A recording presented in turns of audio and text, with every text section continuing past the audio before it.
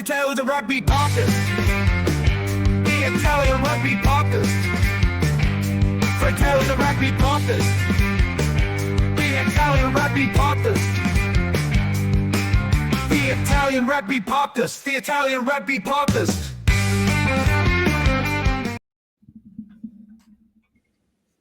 Benvenuti, buongiorno, buonasera, buona domenica. Happy week for everyone.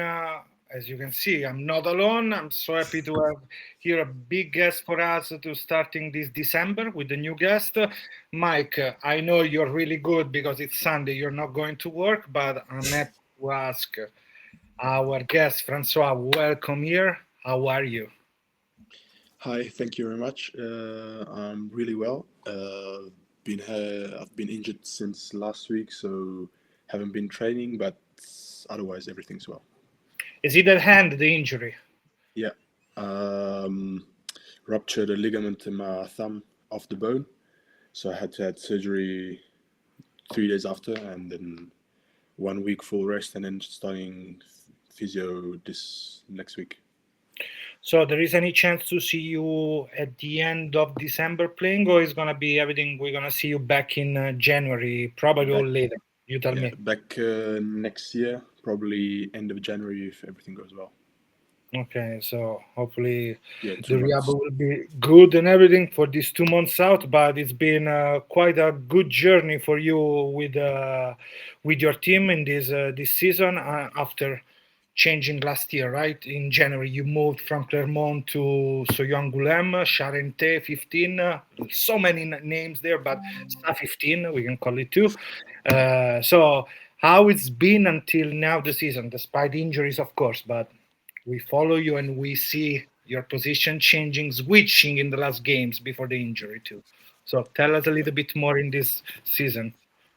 The season went pretty well from an individual side and from an individual perspective, but from the team perspective, it's been a little bit challenging. We haven't been playing really well. We lost 3 games at home, but we managed to win 3 games away, so we're even on the balance. But yeah, we have to be a bit better in the first 20 minutes when we start the games and finish off better, because we scare ourselves every time we're in the lead at the end of the games. We just managed to put ourselves either behind the score again or just scare ourselves in the last 10 minutes. Mike, for you. Yeah, no, I was going to say, it's funny you say that, because we were talking just before you came on about the games yesterday, and it was nice to see the Italian teams with the maturity to close out games, and I think that comes with experience. So it's nice the fact that you brought that up as well. But for those for the listeners who haven't heard about you or may not necessarily have been following you or have access to you but may have heard of you, like, how would you describe yourself? Just quick 30 seconds. Tell us like how you describe yourself as a player and a person. As a person, I think I'm a calm, reserved person. I try to stay in my lane, don't try to do too many things. I love sports, I love the outdoors, and as a rugby player, probably more of an attacking player. Ball in hand, love kicking the ball, love passing and creating opportunities for my teammates. Love that. Love a good playmaker, don't we, Otto? Always. Good hands. We have good hands too, because we saw you sticking with the season 2. You start playing last season 12-13, also coming from the bench, many times jersey 22. You were a center. You were also the distributor, the first receiver and distributor for the backs. And it changed so much, because last year there was Glenad. This year there is Botiga with you playing, which is a different style. Older player, experience, sounds better, experienced player, and but now the last games you've been moved to 15. It's been a decision for the injury in the team. I know your coach changed a lot of different options in the middle. Barry back, Teasley back, 12-13, depending where. And also, to be honest, watching as an analyst, it's really nice some kind of moves Aurillac tried to do in the game, some wild switch, tried always to do something different, which is really cool. But tell me how this changing from 13 to 15 happened. Yeah, I think fullback is not really about injuries, but probably injury cover, because we had just one fullback playing the first probably 7-8 games. So maybe let him rest a little bit and play him a bit more at winger. We have other two fullbacks that are injured at the moment, so probably just in case something happened, I could already have my guard up and know what I have to do. And then center, it's always a role that I can play. I've been doing it for the last few years. I feel a little bit better at second center, at outside center, but I like having the ball at first receiver, so maybe I can switch 12, 13. But the coach tried to put me at 12 just to test me physically. He jokes about it because sometimes I miss tackles, so he says, "Oh, I'll put you at 12 just for that." So no, I like playing 13 at fullback, but I've been loving playing fullback at the last few games. Yeah, it's interesting you say that, actually, because the versatility and like your ability with, like we said, the ball in hand is sort of quite unique to a few of the backs that have been coming through in the recent under-20s. But you in particular, you have that sort of all-round game similar to maybe like a Daly for England, you know, where like you have the ability to distribute and you start feeling comfortable in different areas. If you had to pick one, right, and I know this is always this is always the question. If you had to pick one, where do you see yourself, right? I know, and again, I prefaced it with it's a beautiful like ability to move across the board. It's really a tough choice because everybody asks me as well, so I never know what answer to give. But maybe last year I would have said 13. But since I've been playing last few games at fullback, I've really enjoyed it. So probably now I would say probably fullback. Hey, horses for courses. It depends. I'm with you. Let me play kinda, because it's so important. Also, the decision of your journey, which is different from other ones. Like you moved to France, you decide to play in France, despite also, let's say, the coach call from Brunello, from Zebre, a little bit of chatting about that, but you were focused on that. And in Pro D2, you have so many opportunities during the games because it's so long the season that no matter what, you're gonna have space in the team because it's disgustingly brutal, the Pro D2, because the rhythm it's so quick. So you have to be fast, strong, but also really smart playing. So this is something that it kind of shape your the Francois Mey journey into the being a pro. How do you feel about this moving, this culture clash too sometimes? Yeah, it's been different from because I came from Italy. I was playing in Serie A with Colorno, so it wasn't the same rhythm and wasn't the same style of play. And then I got to Clermont. It was top 14. Was really high intensity trainings, games. I've played just 3 with them, but it was really tough for the first 3 games. And then last year when I moved to Pro D2, I thought it was going to be a big jump off, but it wasn't really that big of a jump. The teams are really physical. Of course, maybe there's a little bit less rhythm than top 14 because top 14 is the best. It's the best competition in the world for clubs outside of probably the Champions Cup. But no, it's been really nice to have this different journey from other players and experiencing different style of plays. I think as well with the Pro D2, like Otto said, because it's such an attritional league because of the amount of games that you guys play, that's again where you can start sort of refining the stuff that makes you unique. The fact that you do have the ability to move across, like that's a really valuable asset to teams, and especially when we're talking about tournament teams. And it's not necessarily something that I've prepped you on this in terms of question, but you know, Razzie obviously has that ability to start looking at players which do move across multiple positions, particularly at tournament level, right? So if you know this spring, the call were to come. Do you see yourself being something that working towards 2027? You'd like to sort of try and contribute to Italy? Yeah, so of course that's my ambition, is to play for Italy and hopefully go to the World Cup. And if I have this ability to play different roles, it's probably an advantage for me, because I can play 13 fullback. Maybe if something is happening at wing, I can play at wing. I like to have this ability, so it's nice to see the coach here letting me try a bit of everything. So yeah. And has anyone, like, are they checking in like regularly? Are you having chats?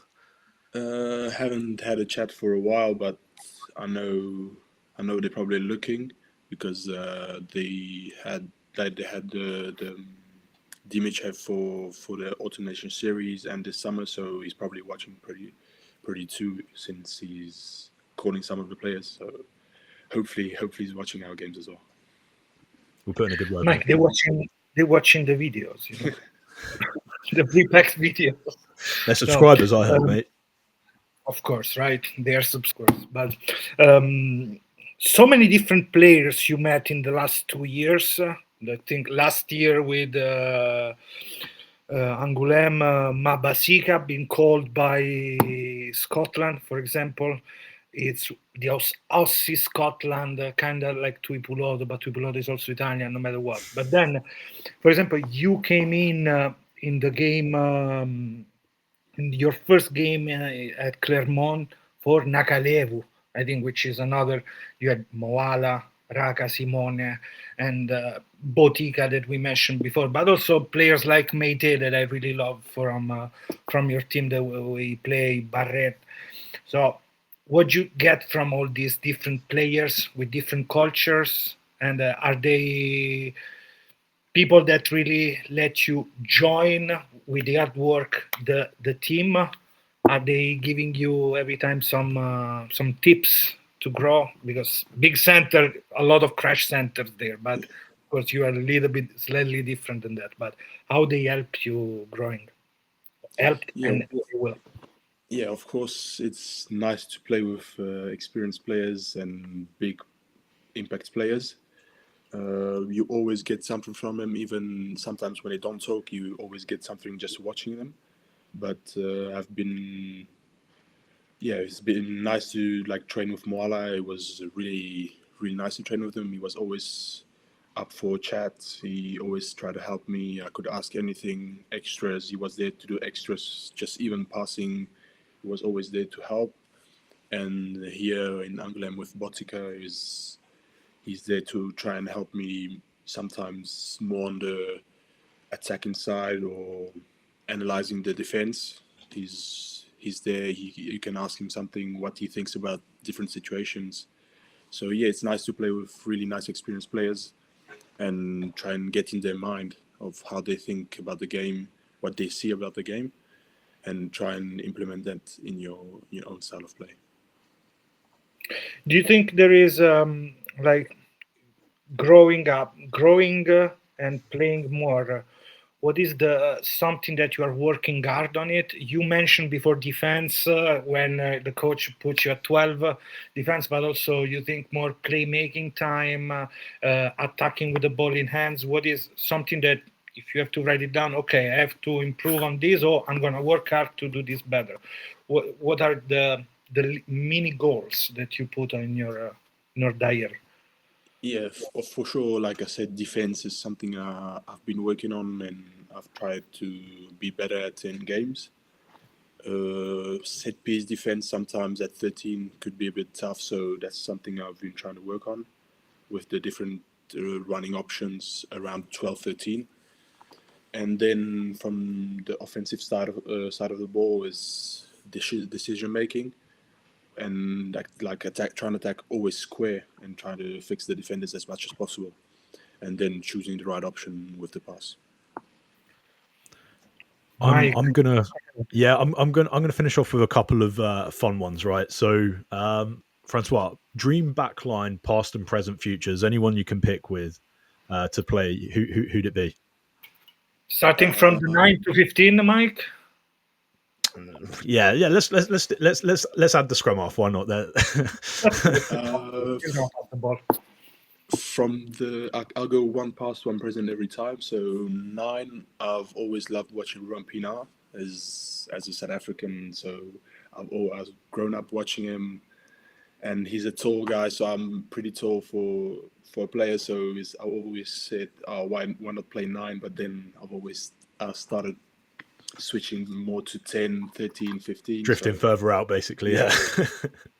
But I'd played a few games when I was young at 9, so I always dreamed about doing that. And then from the present, of course, I can't say not Antoine Dupont. Like, what a player. He's got everything. Left foot, right foot, pass, skill, vision. He's got everything. 10, I would say Pollard. Just maybe Pollard for a few years back. Maybe 2019 Prime. Cup. Yeah, prime Pollard. 2015, 2019. And present probably Sasha Fine Gomezulu. Like, what a player as well. He's got everything. Wingers, I'll just say a few names. Right now, I can say... Who can I say right now? Capuozzo can say fullback winger. I can say both of them. Okay, good. Yeah. Good. Yeah, I can say both of them. Arundel, I really like that player. He's really, really nice. And from the past, I would probably say Habana. Like, has to be, doesn't it? Yeah. It has to be one of the goats. Probably legends like John Olomo as well. Like, players you cannot not mention. At centre right now, Tommy Menoncello. Nacho Brex, but then also like Jesse Creel, those type of players. It's funny, actually. We're big advocates of the Menoncello movie.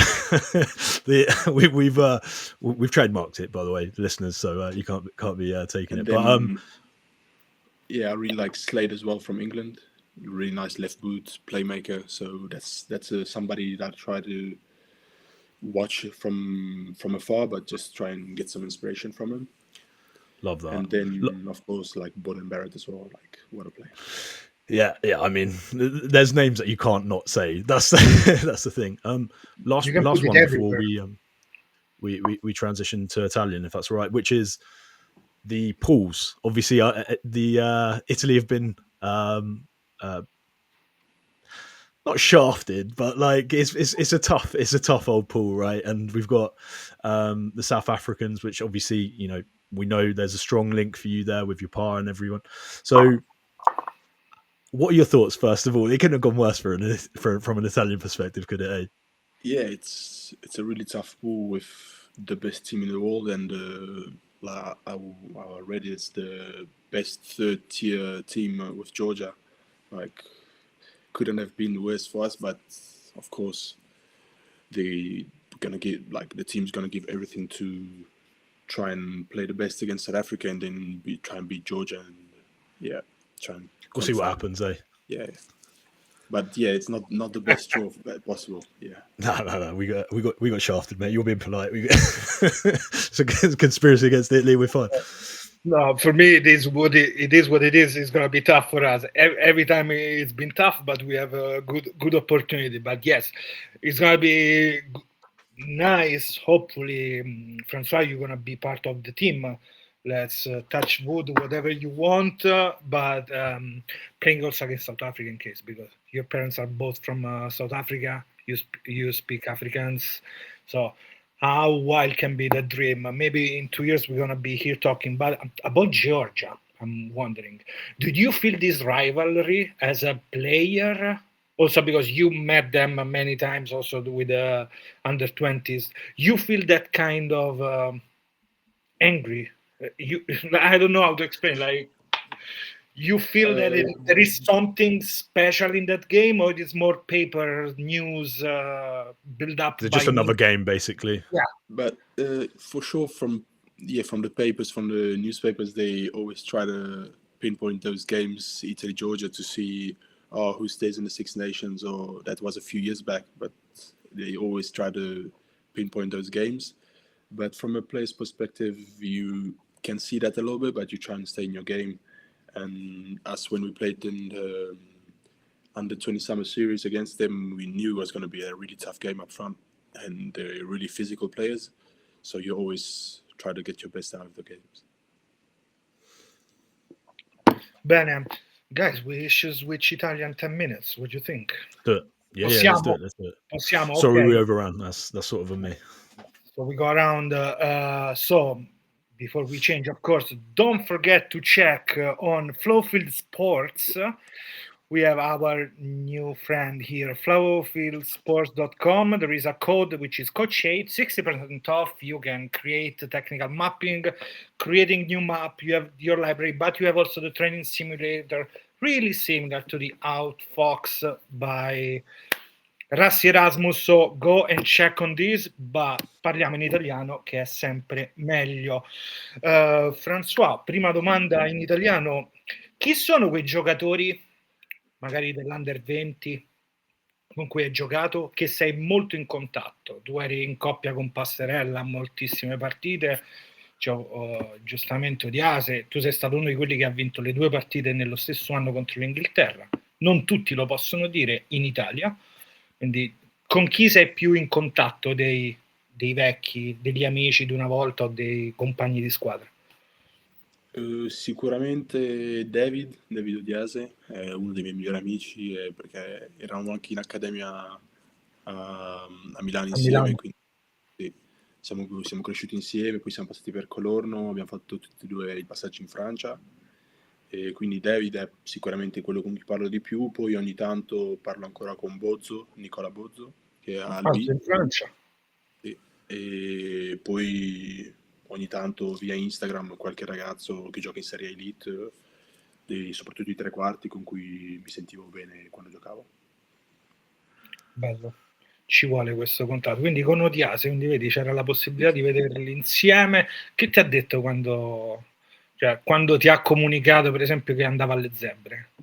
Sì, in quel periodo avevamo tutti e 2 la possibilità di tornare in Italia, e io mi sono detto di restare ancora qualche anno almeno qua in Francia, cercare di vedere quello che poteva succedere in futuro, e David ha preferito tornare in Italia, una risposta che rispetto, e no, me l'ha comunicato tranquillamente, e no, gli ho detto che gli auguravo il meglio, che sapevo che poteva fare delle grosse partite, e comunque conosceva già gli allenatori, loro lo conoscevano anche molto bene, quindi sapevo che sarebbe rientrato molto bene nel gruppo e che poteva giocare molte partite. Mike, io continuo, ne ho un'altra rispetto a allenatori e giocatori, perché ovviamente abbiamo nominato Sì, vai. Massimo Brunello prima, che lo conosci benissimo e lui conosce benissimo te, ma io sono molto curioso di sapere qualcosa, se ovviamente parliamo in italiano, quindi pure meglio, su quel matto, io lo nomino così, di Uriò, perché tu sei arrivato con John Gibbs, diciamo, in carico con Clermont, e poi c'è il cambio con Uriò, e tu, come Federico Mori, sei uno di quelli che lui comunque li ha fatti giocare. Cioè lui, fino a quando, per esempio, con Mori è successo, c'era Uriò, giocava, è andato via Uriò, non ha giocato più, e poi ha perso, diciamo, quel treno a fine stagione da gennaio.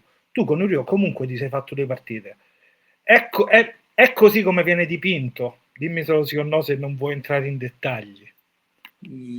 No, sì, sicuramente è un personaggio diverso da altri allenatori che ho incontrato, qualcuno a cui piace parlare molto, che cerca di mettersi un po' in mostra davanti a tutti, però non ho avuto questo grandissimo contatto con lui. Poi ero ancora un giovane, quindi ho fatto le prime 3 partite, poi non ho più giocato, quindi mi ero anche fatto male nel frattempo, quindi no, sicuramente hanno un grande carattere, devo dire. Io mi aggiungo velocemente, Brunello come allenatore a sotto 20 com'era?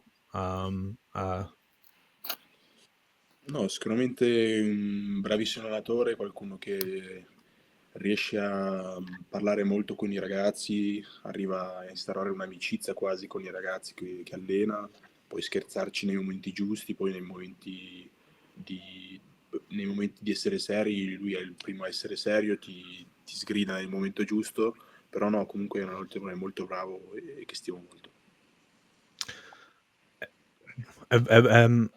Prima in inglese abbiamo parlato del stile di gioco in Francia.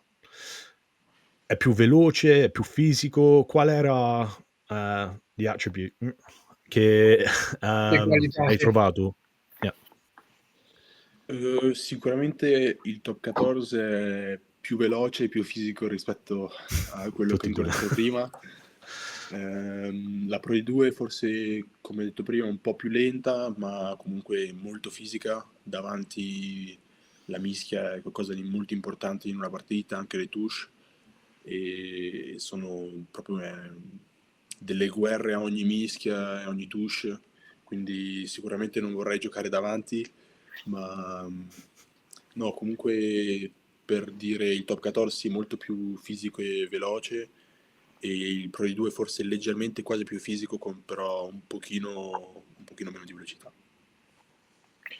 Io ho una domanda sempre su questa relativa al gioco, come cambia rispetto a, ne abbiamo parlato sul rugby in Italia, ma la domanda è sui principi sul contrattacco, cioè c'è un'enfasi molto maggiore sul jouer, giocare questa palla rispetto in Italia magari prendi palla, è difficile che magari provi a fare un contrattacco da lontano, in Francia ne fai 4 nella stessa fase di gioco. C'è un'enfasi su questo. Sì, sicuramente è qualcosa che le squadre qua vogliono sfruttare, sono i contrattacchi. Ogni volta che è una palla di contrattacco, che può essere da calcio, può essere su una palla che è caduta in avanti, cercano subito di fare 2 passaggi per sortire dallo spazio un Uscire po' là. denso e cercare di trovare gli spazi all'esterno. Ma sì, sì, ecco, è qualcosa che le squadre qui lavorano, anche noi, c'è qualcosa su cui puntiamo molto. Sappiamo che abbiamo dei tre quarti qua a Angoulême che corrono molto veloce, che sanno sfidare molto bene l'uno contro uno, quindi sì, è qualcosa su cui lavoriamo molto spesso. Ho due altre piccoline, queste sono proprio semplici. Il giocatore più potente, più forte che hai avuto come compagno o che hai incontrato, un giocatore che ti è rimasto in mente per queste qualità. Due con cui mi sono allenato, con cui ho giocato forse sì, Nakalevu e Moala, sono i due che proprio... E poi anche Tisli lì adesso, qui a Angoulême, però lui ha forse anche più qualità con la palla in mano, passa un po' più la palla, però no, George Moala probabilmente il più difficile da placare. E poi adesso è molto infortunato, quindi vedo che ha giocato ieri, si è giocato ieri con Clermont e non ha fatto questo grandissimo impatto, però comunque è un giocatore che è sempre difficile a fermare. Mentre poi, mi hai detto sì, Tisley tra l'altro, per chi non lo sa, è anche un ex Seven della Nuova Zelanda, quindi molto, molto particolare, qualità con le mani, anche come primo ricevitore, ma anche a sbattere, diciamo, come hai detto tu. Il giocatore che secondo te ha l'etica del lavoro più decisa, il giocatore che veramente work hard. Giocatore che ha l'etica più decisa, un mio amico David Diase, Ok. proprio un ragazzo che lavora molto duramente, che è sempre lì, fa tutti gli extra possibili, e è sempre lì a lavorare. Poi qualcuno che comunque lavora molto duro, Ben Votica, che comunque sta diventando un po' più vecchio, un po' più anziano, e quindi penso che sia ancora più rigido, tra virgolette, con quello che fa. È sempre lì, cura il suo fisico e cerca di essere sempre al top. E, e poi, vabbè, Urda Pileta con cui mi sono allenato un po' l'anno scorso, è comunque qualcuno che ha un'etica di lavoro molto importante e non vuole mai perdere, quindi ogni minimo errore si arrabbia come se fosse la fine del mondo per cercare di essere più perfezionista possibile. Bene, quindi guarda, Mike, io sono bello contento di questo affresco su François, che ci ha raccontato un po' di cose. Non lo vorrei tenere di più, però François, io ti voglio ringraziare per il tempo. Thank you for your time with us, François, today. Yeah, thank you. That's wonderful. There's one thing that you were talking in Italian actually that I would love to get in English as well. So Otto, I'm sorry, but we're going to cut this. We're going to add it if that's all right. You were talking about attacking in transition. We're seeing that a lot now, where people are trying to go off the edge quickly, and we saw Italy in particular. Anytime, utilizing someone like Zuliani trying to get the ball back quickly, or like a knock on, passing it out to the edge as quickly as possible, and then you see the odd sort of hard line. How important is it to have a player that can plant some defenders right early doors to try and open up the space out wide? I know you play with some beast ball carriers either side of you, so like those just quick, short, hard lines. Yeah, of the course, pin runners in English. Something that helps to sit down defenders when you have a big ball carrier next to you, and you can either utilize them and ball up front and then you can play the second phase after that, or you can use them as just a fake route, and then allure and then just play around them, and defenders, probably just 2 defenders every time, they sit in front of them, and then you create space easily out the back. Perfect. It came up in conversation yesterday, so I wanted to get that in. Right. Thank you so much. Grazie François. So guys, if you want, of course, put a like and follow François on Instagram and go watch the game of Pro D2. If you don't have links, ask me. I can send you a link to watch the games, because always nice to share the Italians abroad. Of course, that's it for today. Don't forget to subscribe, like on Fratelli di Rugby podcast. I'm gonna close. I'm gonna see you by after. So 1 second, I'm gonna stop recording. Thank you again, François. Ciao, ciao. Thank you very much.